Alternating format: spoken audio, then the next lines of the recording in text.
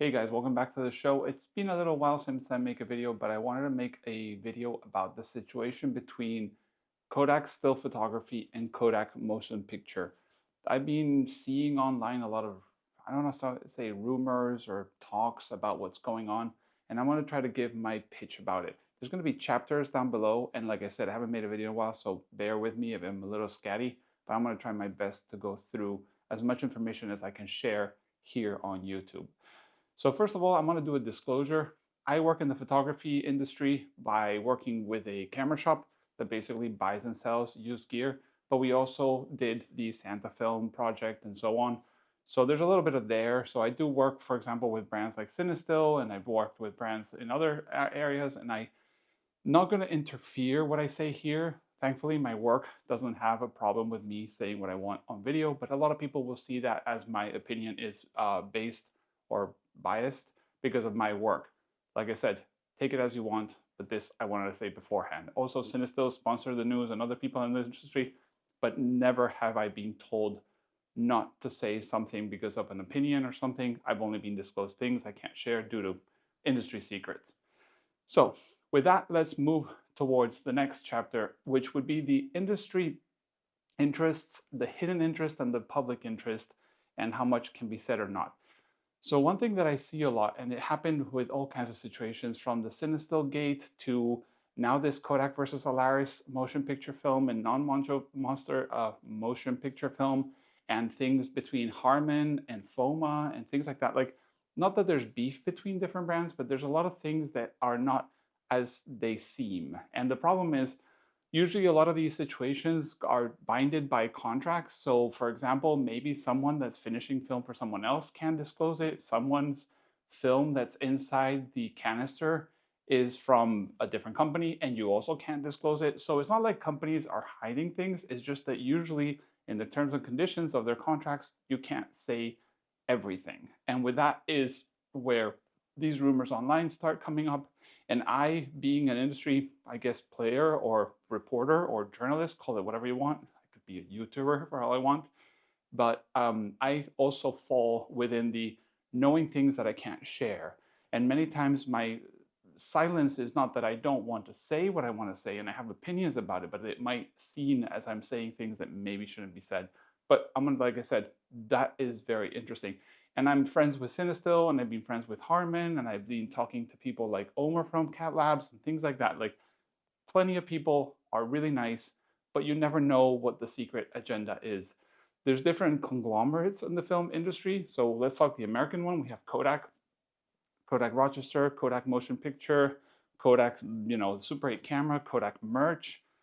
You have the Kodak Alaris, which does the still photography that we all love, and this is basically the main topic. And then we have people like Harman, that is actually Ilford's HP5, but they can't call Ilford color because that's a different Ilford. So there's kind of that weird synergy between the Ilfords. There's the Mako Direct and Rolly Film and what they build, and there's all kinds of films associated to that you could. It's kind of like, how you see that mind map of the industries and who owns like the cookie industry, or Pepsi co-owns like everything. Well, in the film, there's a little bit like that, and you never know who in one extreme of that is maybe attacking the other extreme. So, like I said, a lot of stuff going around that is not so simple to explain in a video, and many times you can't really share.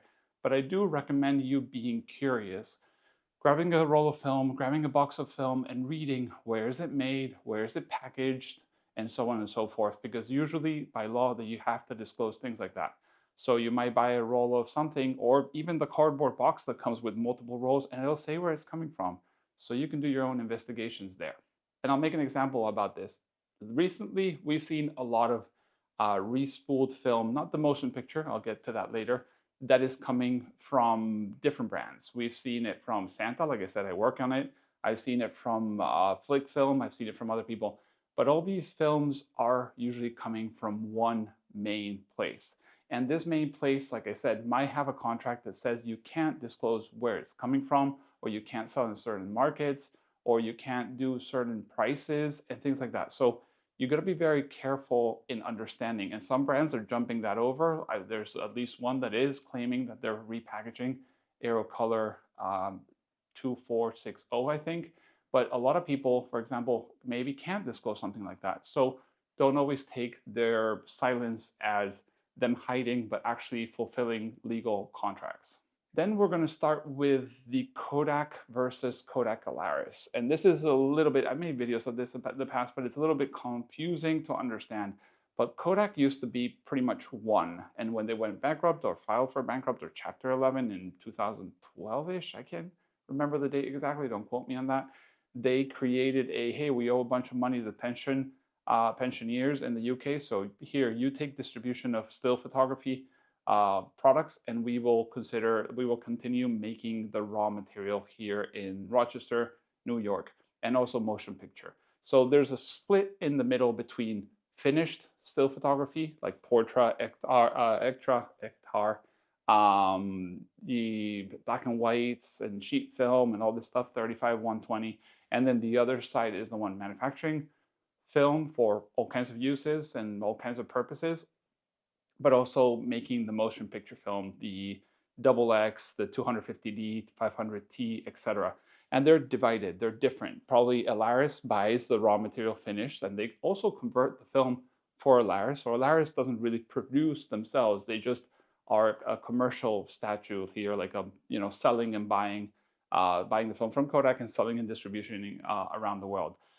Same thing goes with marketing. There's been some funky situations where Kodak Rochester has announced E100 before Alaris. And I know this was a situation that was quite weird in the industry, at least behind the scenes, because that should be something that Alaris mentioned, not Eastman Rochester Kodak in New York. So good to see something like that. What recently has happened is Alaris has been sold because they were not doing great to an investment firm, VC money, something like that, in the state of California, I think based in LA. And with that change might have come a lot of the things that we're going to talk about in this video. You don't buy, I don't want to say a shell company, but you don't buy a company that's only commercializing someone else's products without an assurance of a continuation of the product, of market growth possibly, of setting things right, and setting things right in the industry term, not in the for the community. We're here for the love of this. These all are companies and investors that are trying to make more money, and they're trying to make more product and sell more product. And this is where it all boils to. We are all into film photography mostly for love, and I now make it my job, but it's mostly due to passion. But these companies are not just a passion project. These are huge companies with investors and loans and bank loans and debt and all these things. So you got to understand that they can't just do whatever they feel like. A lot of the people working there are extremely passionate since they started or they continued after the bankruptcy.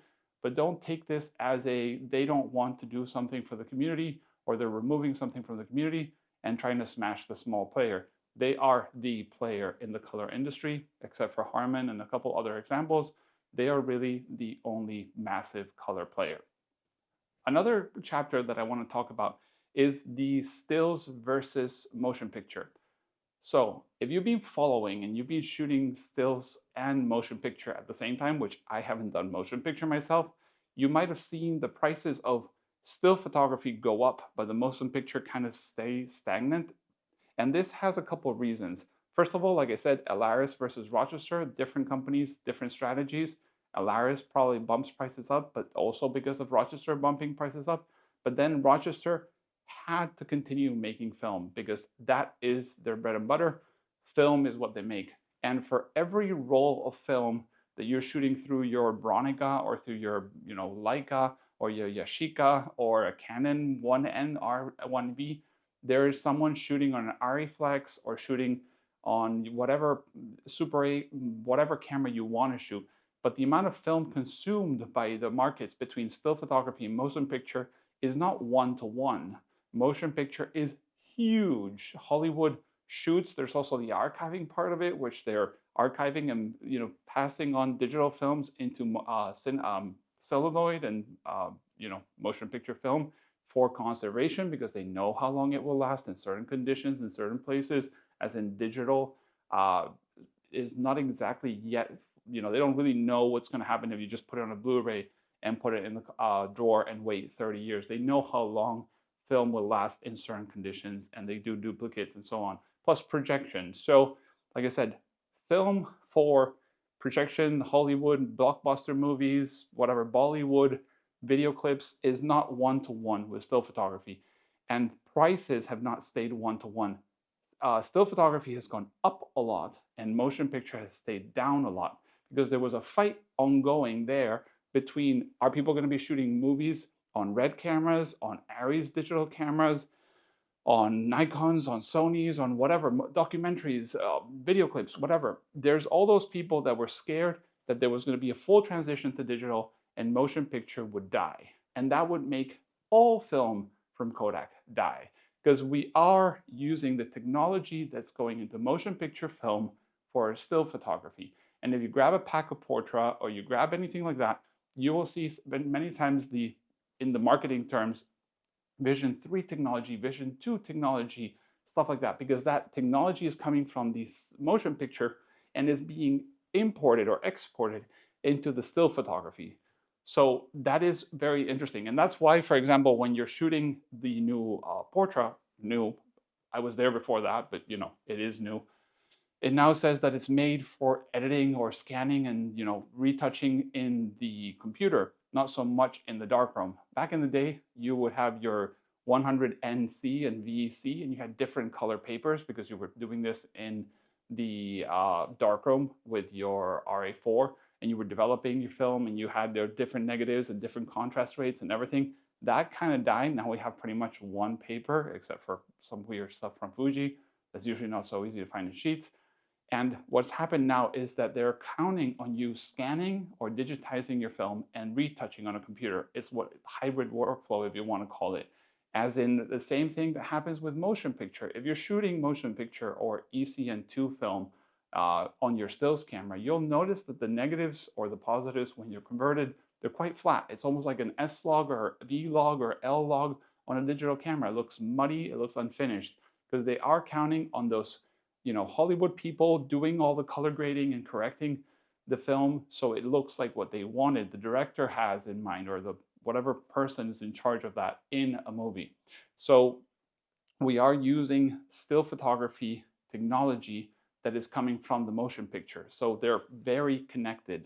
So what does that mean for Kodak canceling or not canceling sales of motion picture film for people that are respooling?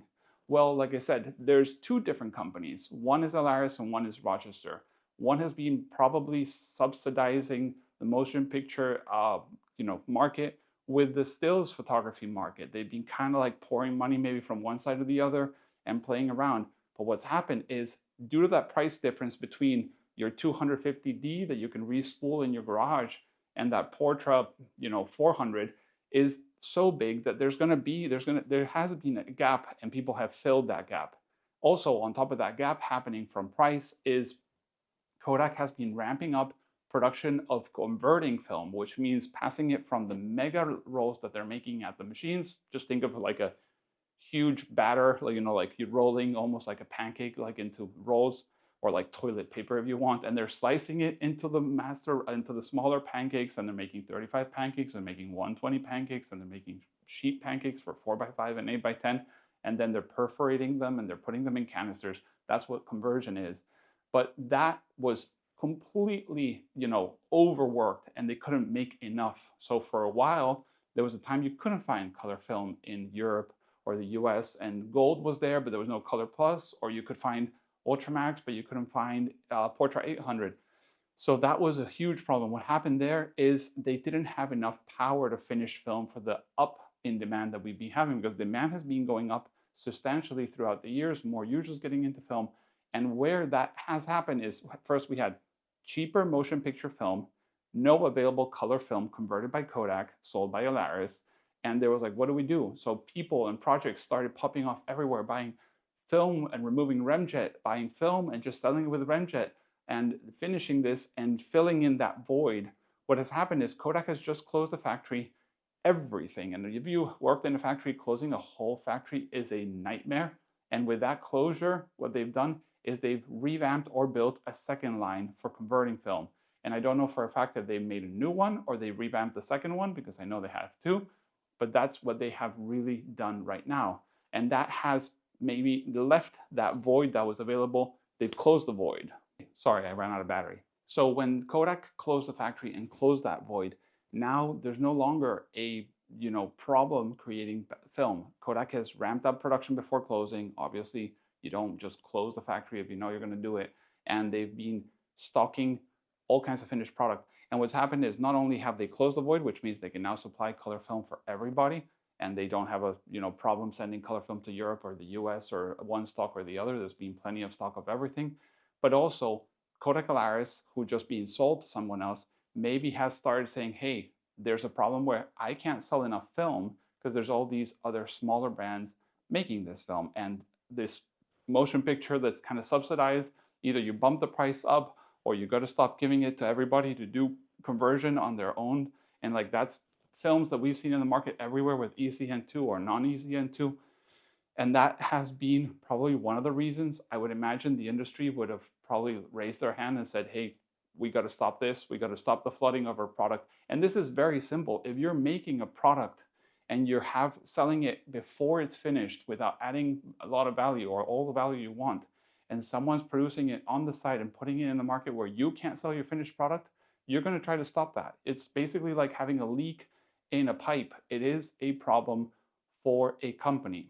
So that is one of the reasons that I think they probably have stopped this motion picture film sold to people that are actually not shooting it as motion picture film for movies, blockbusters, video clips, and so on.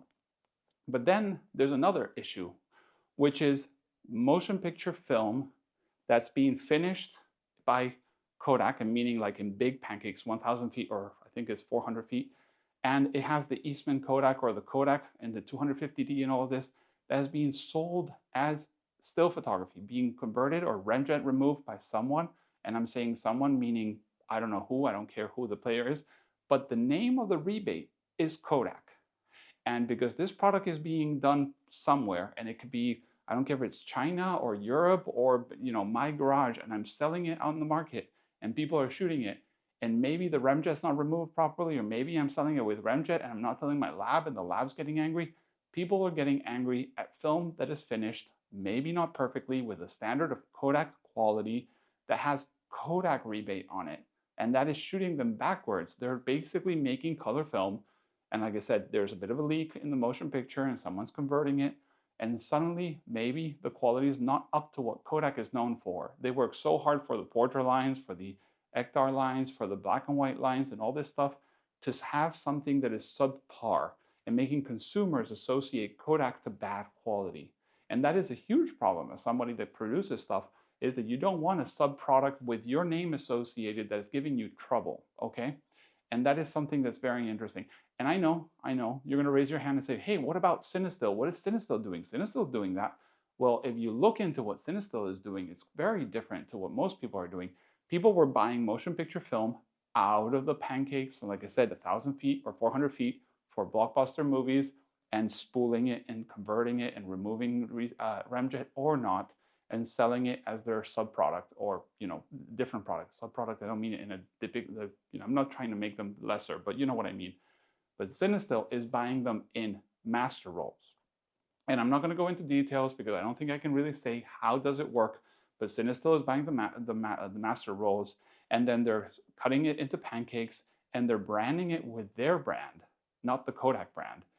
They're putting Cinestill 400D or Cinestill 800T, or they're doing things like that. And then now the film is finished by Cinestill, and Cinestill is not finishing film themselves. They don't have a finishing converting plant, and neither is Kodak. It's another partner. But this partner is maybe putting the holes, maybe cutting it into, putting their names, and now this film, even though it is Kodak inside, it has a different name, and that is not going against Kodak. It is not going against the quality. And Cinestill's had quality problems on their own between static and remjet stuff, and they've gotten better throughout the years. I interviewed the brothers in 2016, so this relationship goes quite a while backwards. But this is now not in Kodak Eastman rebate in the canister. And I'm not going to go into the details. Like I said, I don't know exactly what kind of agreements, but you probably can, if you have the money to do it, buy a master roll from Kodak of any of their film stocks and then convert it wherever you want. But what they probably won't let you have is the Kodak name in it. They probably will say, hey, You have to brand it yourself or not brand it, do whatever you want. And I know this for a fact because I have seen things like this happen. I have seen Kodak film stock used in different brands. We've seen it from Fuji. You've seen Fuji Color 400 or whatever they're calling it. That is actually Kodak inside, made in the USA, but it doesn't say Kodak.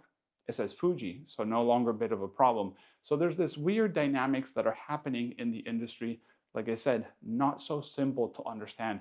And you can say, you know, Kodak's the bad guy. They're really not letting the small player, or it's Cinestill that's telling Kodak to stop. Like, we want more film. We all want more film, but we want quality film and we want, you know, options. We want options in the market. And I understand that having the motion picture film removed from other players is maybe not fair game, but I would love to know if it's possible to maybe still order the whole batch and do whatever you want without that rebate on it. Maybe it is a possibility. Or maybe, like I said, Alaris and Kodak Rochester, which are different, have said, you know what, there's an agreement, man. You're selling still stuff that's going for motion picture, that's getting on the film cameras, and that's a big problem.